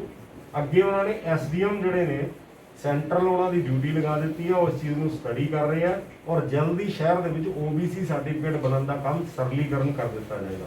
31 ਮਾਰਚ ਹੀ ਉਹਨਾਂ ਨੇ ਡੈਡਲਾਈਨ ਦਿੱਤੀ ਹੈ ਇੰਨੀ ਤੇਜ਼ੀ ਦੇ ਨਾਲ। ਇਸੇ ਤਰੀਕੇ ਨਾਲ SC ਸਰਟੀਫਿਕੇਟ ਦੇ ਲਈ ਤੁਹਾਨੂੰ ਪ੍ਰਮਾਣ ਪੱਤਰ ਜਿਹੜਾ ਹੈ 1966 ਦੇ ਵਿੱਚ ਤੁਸੀਂ ਚੰਡੀਗੜ੍ਹ 'ਚ ਰਹਿੰਦੇ ਸੀਗੇ ਇਹ ਪ੍ਰਮਾਣ ਪੱਤਰ ਤੁਹਾਨੂੰ ਲਿਆਉਣਾ ਪੈਂਦਾ ਹੈ। 1966 ਦਾ ਰਿਕਾਰਡ ਅਸੀਂ ਪ੍ਰਸ਼ਾਸਨ ਕੋਲੋਂ ਪੁੱਛਿਆ ਵੀ ਉਹਨਾਂ ਕੋਲ ਵੀ ਨਹੀਂ ਹੈ। ਇਸ ਕਰਕੇ ਕਿਸੇ ਦਾ ਐਸਸੀ ਸਰਟੀਫਿਕੇਟ ਬਣਨਾ ਸੰਭਵ ਨਹੀਂ ਹੋ ਪਾ ਰਿਹਾ ਸੀ। ਅਸੀਂ ਇਹ ਕਿਹਾ ਕਿ ਤੁਸੀਂ ਉਹਦੇ ਦਾਦੇ ਦਾ ਪ੍ਰਮਾਣ ਪੱਤਰ ਮਤ ਮੰਗੋ। ਤੁਸੀਂ ਜਿਹੜਾ ਬੰਦਾ ਹੈ ਮੱਧਿਆ ਪ੍ਰਦੇਸ਼ ਦੇ ਪੈਟਰਨ ਤੇ ਮੱਧਿਆ ਪ੍ਰਦੇਸ਼ ਸਰਕਾਰ ਨੇ ਜੋ ਲਾਗੂ ਕੀਤਾ ਕਿ 5 ਸਾਲ ਤੋਂ ਬੰਦਾ ਜਿਹੜਾ ਸ਼ਹਿਰ 'ਚ ਰਹਿ ਰਿਹਾ, ਉਹਦਾ ਆਧਾਰ ਕਾਰਡ ਹੈ, ਉਹਦਾ ਵੋਟਰ ਕਾਰਡ ਹੈ, ਉਹਦਾ ਪੈਨ ਕਾਰਡ ਹੈ, ਉਸ ਨੂੰ ਜਾਤੀ ਪ੍ਰਮਾਣ ਪੱਤਰ ਜਾਰੀ ਕਰ ਦਿੱਤਾ ਜਾਵੇ। ਇਸ ਤਰੀਕੇ ਦੀ ਜਿਹੜੀ ਮੰਗ ਹੈ ਅਸੀਂ ਉਹ ਡੀਸੀ ਸਾਹਿਬ ਕੋਲੇ ਰੱਖੀ ਔਰ ਇਸ ਨੂੰ ਉਹਨਾਂ ਨੇ ਅੱਗੇ ਐਗਜ਼ੀਕਿਊਟ ਕਰਨ ਦੇ ਲਈ ਐਸਡੀਐਮ ਜਿਹੜੇ ਸੈਂਟਰ ਨੇ ਉਹਨਾਂ ਨੂੰ ਡਿਊਟੀ ਲਗਾ ਦਿੱਤੀ। ਸ਼ਹਿਰ ਦੇ ਵਿੱਚ ਹੁਣ ਐਸਸੀ ਔਰ ਓਬੀਸੀ ਸਰਟੀਫਿਕੇਟ ਦਾ ਜਿਹੜਾ ਹੈ ਉਹ ਸਰਲੀਕਰਨ ਦਾ ਕੰਮ ਜਿਹੜਾ ਹੈ ਸ਼ੁਰੂ ਹੋ ਗਿਆ। ਇਸੇ ਤਰੀਕੇ ਦੇ ਨਾਲ ਅਸੀਂ ਸਾਰਿਆਂ ਨੇ ਜਿਹੜਾ ਹੈ ਇੱਕ ਮੁੱਦਾ ਧਿਆਨ 'ਚ ਆਇਆ ਹੋਵੇਗਾ, ਪੰਜਾਬ ਦੇ ਵਿੱਚ ਪਿਛਲੀ ਵਾਰ ਵੀ 20% ਪੈਦਾਵਾਰ ਤੋਂ ਜ਼ਿਆਦਾ ਗੇਹੂੰ ਐਮਐਸਪੀ ਤੇ ਖਰੀਦੀ ਗਈ। ਸਰਕਾਰ ਨੇ ਜਦੋਂ ਇਹ ਚੀਜ਼ ਆਈ ਕਿ ਬਿਹਾਰ ਯੂਪੀ ਤੋਂ ਲੋਕ ਖਰੀਦ ਕੇ ਜਿਹੜਾ ਹੈਗਾ ਕਣਕ ਆ ਕੇ ਇੱਥੇ ਸਟੇਟਾਂ ਐਮਐਸਪੀ ਦੇ ਉੱਤੇ ਰੇਟ ਘੱਟ ਰੇਟ ਤੋਂ ਯੂਪੀ ਦੇ 800 ਰੁਪਏ ਖਰੀਦੀ ਔਰ 1600 ਰੁਪਏ ਪੰਜਾਬ 'ਚ ਵੇਚਦੀ। ਸਰਕਾਰ ਨੂੰ ਵੀ ਬੜਾ ਰੈਵਨਿਊ ਦਾ ਲੋਸ ਹੋਇਆ ਸੀ, ਕਿਸਾਨਾਂ ਨਾਲ ਵੀ ਧੱਕਾ ਹੋ ਰਿਹਾ ਸੀ। ਇੱਕ ਆੜਤੀਆਂ ਦਾ ਚੰਡੀਗੜ੍ਹ ਦੇ ਆੜਤੀ ਐਸੋਸੀਏਸ਼ਨ ਔਰ ਕਿਸਾਨਾਂ ਦਾ ਡੈਲੀਗੇਸ਼ਨ ਮੈਨੂੰ ਮਿਲਿਆ ਸੀਗਾ। ਅਸੀਂ ਉਹ ਸਾਰੀ ਚੀਜ਼ ਨੂੰ ਸਮਝ ਗਏ। ਸਰਕਾਰ ਨੇ ਜਿਹੜਾ ਨਿਰਣੇ ਲਿੱਤਾ ਸੀਗਾ ਕਿ ਖਰੀਦ ਫਰੋਖਤ ਦਾ ਇੱਕ ਪੋਰਟਲ ਬਣਾਇਆ ਕਿ ਜਿਹੜਾ ਜ਼ਮੀਨ ਦਾ ਰੈਵਨਿਊ ਰਿਕਾਰਡ ਆ ਉਸ ਪੋਰਟਲ ਦੇ ਉੱਤੇ ਚੜ੍ਹੇਗਾ, ਉੱਥੇ ਹੀ ਸਰਕਾਰ ਉਹ ਸਿਰ ਉਸ ਜਿੰਨੀ ਖਰੀਦ ਹੋਏਗੀ ਉਸ ਬੰਦੇ ਨੂੰ ਡਾਇਰੈਕਟ ਪੈਸਾ ਉਹਦੇ ਅਕਾਊਂਟ 'ਚ ਜਾਏਗਾ। ਚੰਡੀਗੜ੍ਹ ਦੇ ਵਿੱਚ ਇਸ ਚੀਜ਼ ਦੇ ਲਈ ਕਿਸਾਨਾਂ ਨੂੰ ਆਪਣਾ ਰਜਿਸਟਰ ਕਰਾਉਣ ਦੇ ਲਈ ਕੋਈ ਪੋਰਟਲ ਨਹੀਂ ਹੈ ਪ੍ਰਸ਼ਾਸਨ ਵੱਲੋਂ। ਔਰ ਇਸ ਤਰੀਕੇ ਦਾ ਪੋਰਟਲ ਕਿਸਾਨ ਆਪਣੇ ਜਿਹੜੇ ਚੰਡੀਗੜ੍ਹ 'ਚ ਵੀ ਲਗਭਗ 116 ਦੇ ਕਰੀਬ ਕਿਸਾਨ ਨੇ ਜਿਹੜੇ ਆਪਣੀ ਚੰਡੀਗੜ੍ਹ 'ਚ ਖੇਤੀ ਕਰਦੇ ਨੇ, ਉਹ ਕਿਸਾਨ ਜਿਹੜੇ ਆ ਆਪਣੀ ਜ਼ਮੀਨ ਇੱਥੇ ਚੰਡੀਗੜ੍ਹ 'ਚ ਆਪਣੀ ਪੈਦਾਵਾਰ ਨਹੀਂ ਵੇਚਣ ਦੇ ਲਈ ਅਸਮਰਥ ਹੋ ਜਾਂਦੇ। 31 ਮਾਰਚ ਤੱਕ ਉਹ ਡੈਡਲਾਈਨ ਹੈ। ਅਸੀਂ ਐਫਸੀਆਈ ਦੇ ਨਾਲ ਗੱਲ ਕਰਕੇ ਐਫਸੀਆਈ ਦਾ ਪੋਰਟਲ ਹੁਣ ਬਣਾਉਣ ਜਾ ਰਹੀ ਹੈ ਚੰਡੀਗੜ੍ਹ ਦਾ, ਜਿਸ 'ਚ ਚੰਡੀਗੜ੍ਹ ਦੇ ਕਿਸਾਨ ਔਰ ਆੜ੍ਹਤੀ ਰਜਿਸਟਰ ਹੋਣਗੇ ਔਰ ਆਸ-ਪਾਸ ਦੇ ਵੀ ਜਿਹੜੇ ਕਿਸਾਨ ਹੈ ਉਹ ਆ ਕੇ ਇੱਥੇ ਆਪਣੀ ਫਸਲ ਦਾ ਰਜਿਸਟਰ, ਆਪਣੀ ਜ਼ਮੀਨ ਦਾ ਰਜਿਸਟਰ ਕਰਾ ਕੇ ਔਰ ਆਪਣੀ ਫਸਲ ਨੂੰ ਵੇਚ ਸਕਣਗੇ। ਔਰ ਇਹ ਜਿਹੜੀ ਚੀਜ਼ ਹੈਗੀ ਹੈ ਇਸੇ ਤਰੀਕੇ ਨਾਲ ਚੰਡੀਗੜ੍ਹ ਪ੍ਰਸ਼ਾਸਨ ਵੀ ਇੱਕ ਪੋਰਟਲ ਬਣਾ ਕੇ ਅਸੀਂ ਪ੍ਰਸ਼ਾਸਨ ਕੋਲੇ ਮੰਗ ਕੀਤੀ ਹੈ। ਇਸ ਤੋਂ ਇਲਾਵਾ 2006 ਦੇ ਵਿੱਚ ਇੱਕ ਬਾਇਓਮੈਟ੍ਰਿਕ ਸਰਵੇ ਸਰਕਾਰ ਨੇ ਕੀਤਾ ਸੀਗਾ।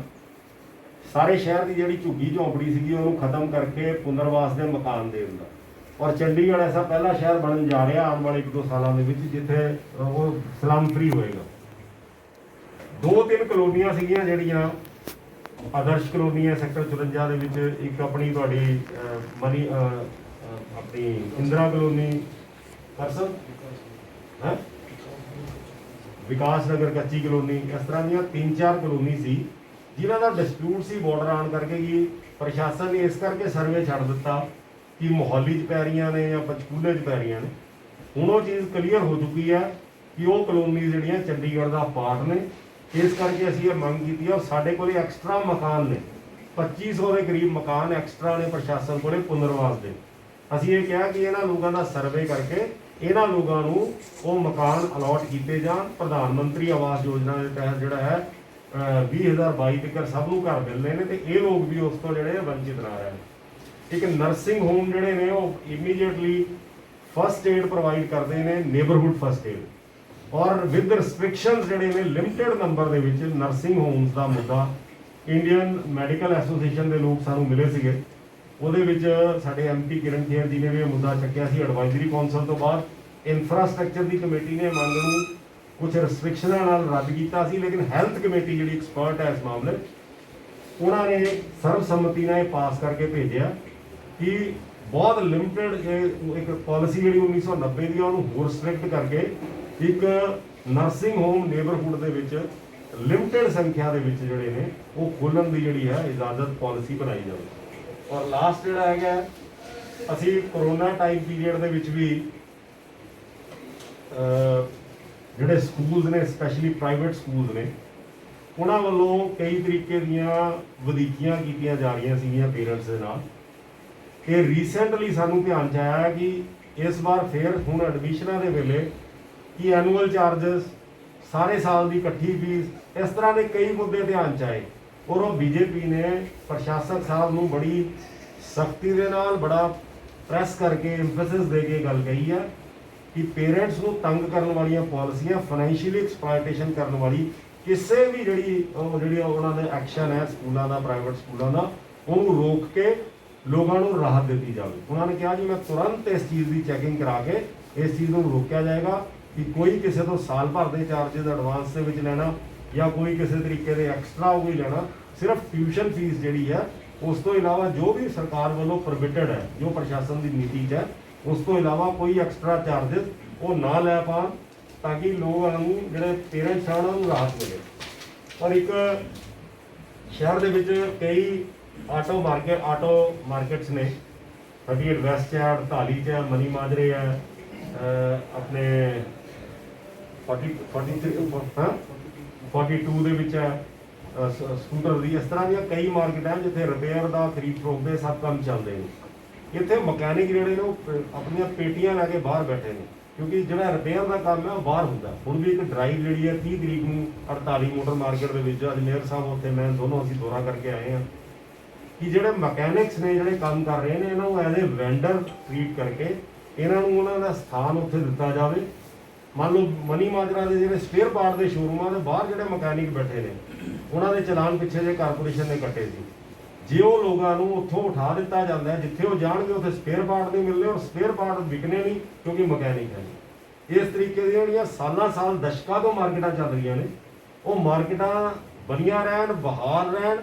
ਇਸ ਕਰਕੇ ਜਿੰਨੀਆਂ ਮੋਟਰ ਮਾਰਕੀਟਾਂ ਨੇ ਉਹਦੇ ਵਿੱਚ ਜਿਹੜੇ ਮਕੈਨਿਕਸ ਨੇ ਉਹਨਾਂ ਦੇ ਲਈ ਇੱਕ ਪਾਲਿਸੀ ਬਣਾਈ ਜਾਵੇ ਔਰ ਉਹਨਾਂ ਨੂੰ ਇਨਕਰੋਚਮੈਂਟ ਨਾ ਮੰਨ ਕੇ, ਉਹਨਾਂ ਨੂੰ ਇਲੀਗਲ ਵੈਂਡਰ ਨਾ ਮੰਨ ਕੇ ਉਹਨਾਂ ਨੂੰ ਰੈਗੂਲਰਾਈਜ਼ ਕੀਤਾ ਜਾਵੇ। ਇੱਕ ਡਿਮਾਂਡ ਅਸੀਂ ਇਹ ਰੱਖੀ ਹੈ।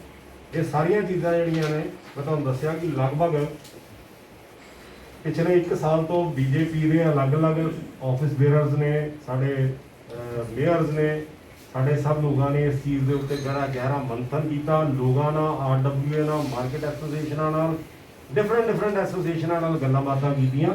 ਇਹ ਸ਼ਹਿਰ ਦੀਆਂ ਪ੍ਰਮੁੱਖ ਮੋਟੀਆਂ ਸਮੱਸਿਆਵਾਂ ਨੇ, ਇਹਨਾਂ ਨੂੰ ਅਸੀਂ ਅਧਿਐਨ ਕਰਕੇ ਇਹਨਾਂ ਦੇ ਸੋਲੂਸ਼ਨ ਕੀ ਹੈ, ਉਹ ਸਾਰੇ ਸੋਲੂਸ਼ਨ ਕੱਲ 2 ਘੰਟੇ ਅਸੀਂ ਪ੍ਰਸ਼ਾਸਕ ਨਾਲ ਰੱਖੇ ਨੇ। ਕੁਝ ਚੀਜ਼ਾਂ ਦੇ ਤਾਂ ਉੱਤੇ ਉਹਨਾਂ ਨੇ, ਜਿਵੇਂ ਪਾਣੀ ਦੇ ਉੱਤੇ ਸਾਨੂੰ ਵਿਸ਼ਵਾਸਨ ਉਹਨਾਂ ਨੇ ਦਿੱਤਾ ਕਿ ਉਹ ਕਰੋਨਾ ਮਹਾਮਾਰੀ ਦੇ ਦੌਰਾਨ ਕੋਈ ਕਿਸੇ ਪ੍ਰਕਾਰ ਦਾ ਬੋਝ ਨਹੀਂ ਪਏਗਾ। ਪਿੰਡਾਂ ਦੇ ਵਿਕਾਸ ਦੇ ਲਈ ਇੱਕ ਬਹੁਤ ਵੱਡਾ 50 ਕਰੋੜ ਦਾ ਹੱਥ ਹੀ ਬਣਾ ਦਿੱਤਾ। ਉਸ ਤੋਂ ਇਲਾਵਾ ਵੀ ਹਾਂਜੀ 75 ਨਾਲ 25 ਕਰੋੜ ਰੁਪਇਆ ਕਾਰਪੋਰੇਸ਼ਨ ਨੂੰ ਵੀ ਹੋਰ ਦਿੱਤਾ ਗਿਆ। 25 ਕਰੋੜ ਕਾਰਪੋਰੇਸ਼ਨ ਨੂੰ ਮੈਂ ਦੱਸਣਾ ਭੁੱਲ ਗਿਆ। ਔਰ ਇਹ ਜਿਹੜੀ ਚੀਜ਼ ਹੈਗੀ ਹੈ, ਸਾਰੀਆਂ ਜਿਹੜੀਆਂ ਰਾਹਤਾਂ ਨੇ ਮੋਟੇ ਰੂਪ ਦੇ ਵਿੱਚ, ਔਰ ਕਈ ਚੀਜ਼ਾਂ ਪ੍ਰਿੰਸੀਪਲੀ ਉਹਨਾਂ ਨੇ ਐਗਰੀ ਕੀਤੀਆਂ ਔਰ ਕੁਝ ਚੀਜ਼ਾਂ ਬਾਰੇ ਉਹਨਾਂ ਨੇ ਸਟੱਡੀ ਕਰਨ ਦੇ ਲਈ ਕਿਹਾ ਔਰ ਸਾਰੀਆਂ ਚੀਜ਼ਾਂ। ਔਰ ਇੱਕ ਚੀਜ਼ ਜਿਹੜੀ ਇਹ ਪੋਜ਼ਿਟਿਵ ਹੋਈ ਹੈ ਕਿ ਇਹਦੇ ਬਾਰੇ ਚ ਜੋ ਅਸੀਂ ਚੀਜ਼ਾਂ ਦਿੱਤੀਆਂ ਤੇ ਲਿਖ ਕੇ ਅਸੀਂ ਮੈਮੋਰੈਂਡਮ ਵੀ ਸਾਰੇ ਦਿੱਤੇ ਆ, ਉਹਦੇ 'ਚ ਉਪਾਏ ਵੀ ਦਿੱਤੇ ਆ ਔਰ ਅੱਗੇ ਦੀਆਂ ਫੋਲੋਅਪ ਮੀਟਿੰਗਾਂ ਵੀ ਹੋਣਗੀਆਂ। ਔਰ ਅਸੀਂ ਜਲਦੀ ਜਿਹੜੀ ਹੈ ਲੋਕਾਂ ਨੂੰ ਇਹ ਸਾਰੀਆਂ ਜੈਨੂਅਨ ਜਿਹੜੀਆਂ ਡਿਮਾਂਡਸ ਨੇ ਇਹਨਾਂ ਦੇ ਵਿੱਚ ਰਾਹਤ ਦਿਵਾਵਾਂਗੇ। ਇਹ ਤੁਹਾਡੇ ਸਾਹਮਣੇ ਮੈਂ ਚੀਜ਼ਾਂ ਰੱਖੀਆਂ। ਮੇਅਰ ਸਾਹਿਬ ਤੁਸੀਂ ਕੁਝ ਐਡ ਕਰਨਾ ਤਾਂ ਹੋ ਗਿਆ?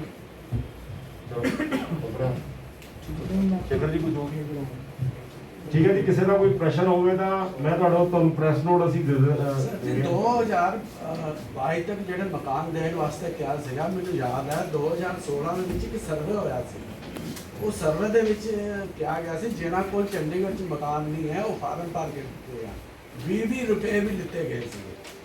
ਲੇਕਿਨ ਉਸ ਤੋਂ ਬਾਅਦ ਚੰਡੀਗੜ੍ਹ ਹਾਊਸਿੰਗ ਬੋਰਡ ਨੇ ਕਿਹਾ ਜੀ ਕਿ ਸਾਡੇ ਕੋਲ ਤਾਂ ਜਗ੍ਹਾ ਨਹੀਂ, ਅਸੀਂ ਮਕਾਨ ਦੇ ਹੀ ਨਹੀਂ ਸਕਦੇ, ਤੁਸੀਂ ਬਾਹਰ ਚੰਡੀਗੜ੍ਹ ਤੋਂ ਬਾਹਰ ਤੁਸੀਂ ਆਪਣੇ ਵੀ ਜਗ੍ਹਾ ਦਿਓ। ਨਹੀਂ, ਐਸਾ ਨਹੀਂ ਹੈ। ਜਿਹੜੇ ਵੀ ਲੋਕ ਜਿਨ੍ਹਾਂ ਕੋਲੇ ਜਿਹੜਾ ਪ੍ਰਧਾਨ ਮੰਤਰੀ ਆਵਾਸ ਯੋਜਨਾ 2022 ਦੇ ਵਿੱਚ ਸਭ ਲੋਕਾਂ ਨੂੰ, ਜਿਹੜੇ ਲੋਕਾਂ ਕੋਲ ਮਕਾਨ ਨਹੀਂ ਆ ਉਹ ਲੋਕਾਂ ਨੂੰ ਮਕਾਨ ਦੇਣ ਦੀ ਜਿਹੜੀ ਸਕੀਮ ਹੈ, ਮੈਨੂੰ ਤੁਹਾਨੂੰ ਚੰਡੀਗੜ੍ਹ ਦੇ ਵਿੱਚ ਤਾਂ ਸਭ ਨਾਲੋਂ ਪਹਿਲਾਂ ਲਾਗੂ ਹੋਈ ਹੈ। ਚੰਡੀਗੜ੍ਹ ਦੇ ਵਿੱਚ ਤੁਹਾਨੂੰ ਯਾਦ ਹੋਏਗਾ ਟੀਨ ਸ਼ੈੱਡ ਵਾਲੇ ਜਿਹੜੇ ਨੇ, ਚਾਹੇ ਉਹ 52 ਸੈਕਟਰ ਦੇ 56 ਸੈਕਟਰ ਸੀਗੇ, ਚਾਹੇ ਉਹ 52 ਸੀਗੇ, ਉਹ ਟੀਨ ਸ਼ੈੱਡ ਦੇ ਲੋਕਾਂ ਨੂੰ 3000 ਰੁਪਏ ਕਿਰਾਏ ਦੇ ਉੱਤੇ ਮਲੋਆ ਦੇ ਵਿੱਚ ਮਕਾਨ ਦਿੱਤੇ ਗਏ। ਉਸ ਤੋਂ ਇਲਾਵਾ ਵੀ ਸਰਕਾਰ ਇਸ ਚੀਜ਼ ਬਾਰੇ ਯੋਜਨਾ ਬਣਾ ਰਹੀ ਹੈ ਲਗਭਗ, ਕਿਉਂਕਿ ਚੰਡੀਗੜ੍ਹ ਦੇ ਵਿੱਚ ਇਹ ਸਕੀਮ ਪੁਨਰਵਾਸ ਯੋਜਨਾ ਦੀ ਮਕਾਨ ਬਾਕੀ ਜਿਹੜੇ ਰਹਿ ਰਹੇ ਨੇ ਲੋਕ ਉਹਨਾਂ ਕੋਲ ਤਾਂ ਲਗਭਗ ਸੀ। ਐਸੇ ਬਹੁਤ ਕੋਈ ਤਾਦਾਦ ਐਸੀ ਜਿਹੜੀ ਹੈ ਬਹੁਤ ਥੋੜੀ ਤਾਦਾਦ ਹੋਏਗੀ ਜਿਨ੍ਹਾਂ ਕੋਲ ਆਪਣਾ ਮਕਾਨ ਨਹੀਂ ਹੈ, ਲੇਕਿਨ ਉਹਦੇ ਵਿੱਚ ਵੀ ਇਹ ਕਵਰ ਕਰਨ ਜਾ ਰਹੇ ਨੇ।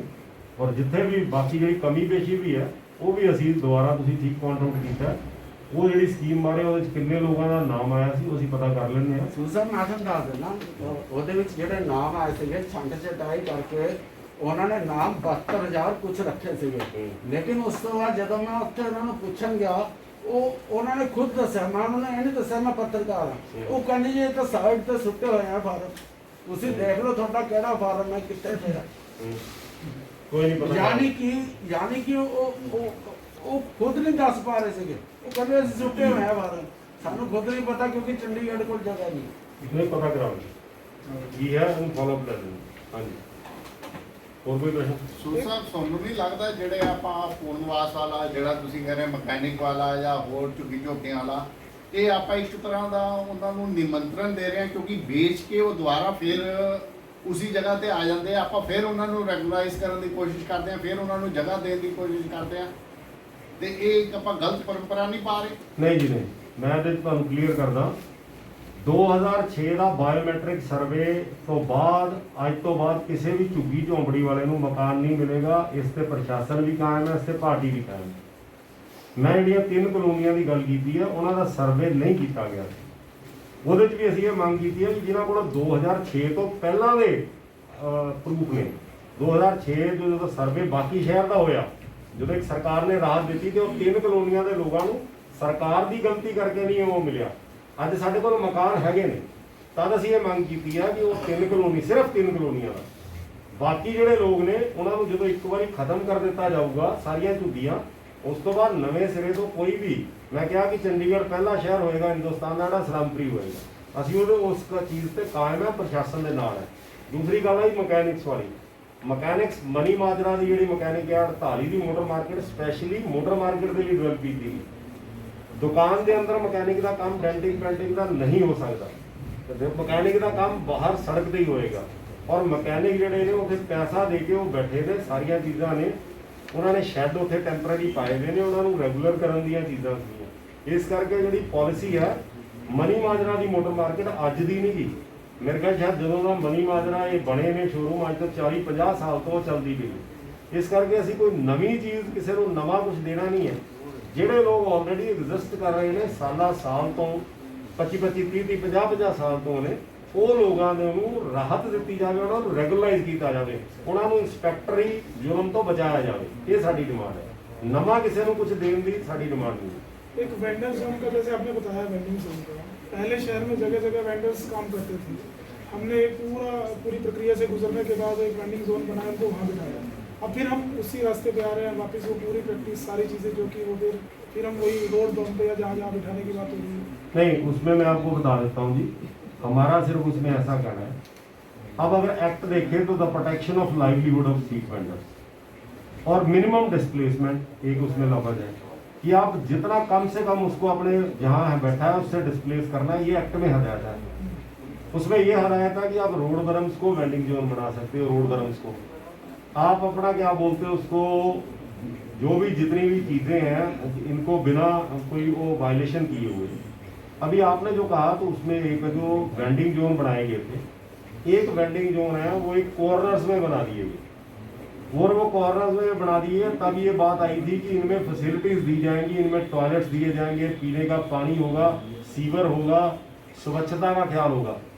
मैं आपको एक एग्जांपल देता हूँ, आप जरा एक बार 38 और 38 वेस्ट की लाइटों पे बने हुए वेंडिंग जोन को देख लें। अगर उस वेंडिंग जोन को देखने के बाद आपको ये ना लगे कि ये जो चीज प्रक्रिया हुई है इसमें कहीं ना कहीं हमने आई सोर्स खड़े कर दिए। वो 38 सेक्टर में जब मार्केटों में अलग अलग बैठे थे, ना तो वो आई सोर थे, ना किसी को बुरे लगते थे, ना गंदगी फैलाते थे, ना किसी को तंग करते थे, ना दुकानदारों से कन्फ्लिक्ट था।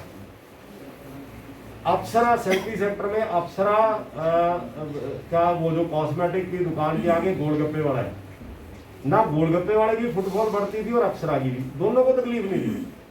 37 की मार्केट, 38 की मार्केट, 44 की मार्केट, इन्होंने हमें लिख के दिया कि हमारे जो प्रेजेंट वेंडर हैं जो 25, 30, 40 साल से बैठे हैं, ना छेड़ा जाए। हम वहाँ फैसिलिटीज नहीं दे पाए। अभी मैं एक पर आप देखेंगे किसी भी वेंडिंग जोन में जो हमने वो दिए अपने 15 सेक्टर में 1000 वेंडर्स के लगभग वो किया, वहाँ टॉयलेट दिए। अगर 1000 आदमी बेच रहा है और 5000 आदमी आ रहा है, 6000 आदमी के लिए यूरिनल जाने की व्यवस्था नहीं है तो इलाके में कितनी गंदगी फैलेगी। पानी पीने की व्यवस्था नहीं है तो क्या होगा। और जब होता है कि दुकानदार के आगे एक गुब्बारे वाला खड़ा है, वो कोई कागज फेंकेगा तो उसकी जिम्मेवारी उसकी सफाई की। यहाँ समूह हो गए ना, वहाँ पे डस्टबिन है, कुछ नहीं है, तो ये व्यवस्था जो है वो ठीक नहीं चली है। इस कारण से प्रॉब्लम थी। आप देखें, प्रॉब्लम 17 सेक्टर में थी, जहाँ अंदर भी पर्स बिक रहा है और बाहर भी फड़ी पे भी पर्स बिक रहा है, वहाँ तकलीफ थी। और जहाँ लगातार मंजे लगा के पूरा एक तरह से पूरा जाल बिछा रखा था। 22 में तकलीफ थी कि जहाँ ब्रांडे कवर सारे कवर लोगों को निकलने का रोजगार नहीं। तो अभी एक और काम हुआ, लगभग आप 50 से 60% असेंशियल सर्विसेज में हमने कैटेगरीज बढ़ाते गए। पहले हमने चाय वाले रखे, फिर तंदूर वाले भी रखे, फिर अपने टिक्की वाले समोसे वाले भी आ गए, फिर जूस अपने सब्जी वाले भी आ गए, वो फ्रूट वाले भी आ गए। वो धीरे धीरे बढ़ते आधे से ज़्यादा वेंडर ऑलरेडी मार्केटों में अपनी जगह पे पहुंच गए। तो हमारा कहना है कि उसको रोजगार को प्रोटेक्ट करने के लिए रखता, ना कि उसका रोजगार छीनने के लिए। तो ये हमने रखा है कि इन लोगों को वहाँ लाने के लिए वहाँ लाया जाए जहाँ ये एक्ट के नॉर्म्स को पूरा करते हैं। 48 सेक्टर में एक पार्किंग में वेंडिंग करते थे, उसको नहीं हम कह रहे कि पुरानी जगह पर आ जाए, पार्किंग में कोई वेंडिंग जोन ना बने, लेकिन रोड पर हमने बरामदा छोड़ के प्रॉपर स्पेस छोड़ के वो किया जाए। तो इस कारण से ये तो जेन्युइन सर्वे किया जाए जिसमें शहर का हित हो, आईशोर पैदा ना हो, हेल्थ हैजर्ड्स ना हो, रेजिडेंट्स को भी राहत हो, वेंडर्स को भी राहत हो, दुकानदारों को भी राहत हो। ये हमने कहा। साहब, इस बीच में बड़ा मुद्दा उठ के आया, कोरोना महामारी का आपने जिक्र किया। करीब 600 के आसपास कंपनियां जीएसटी की बंद हो गए हैं। जीएसटी इनके ऊपर हम आगे क्या करेंगे, कैसे इन जो जीएसटी बंद हो रहे हैं, मतलब इसमें नहीं आपका मतलब, लेकिन इसमें पूछ रहा हूँ इनको कैसे रिकवर करेंगे? इनमें समझा नहीं। जीएसटी जो कंपनियां इस वक्त कोरोना महामारी में बंद हुई हैं, जीएसटी बंद हुई मतलब कंपनियां बंद हुई, जीएसटी सरेंडर कर दिया आपने, हाँ?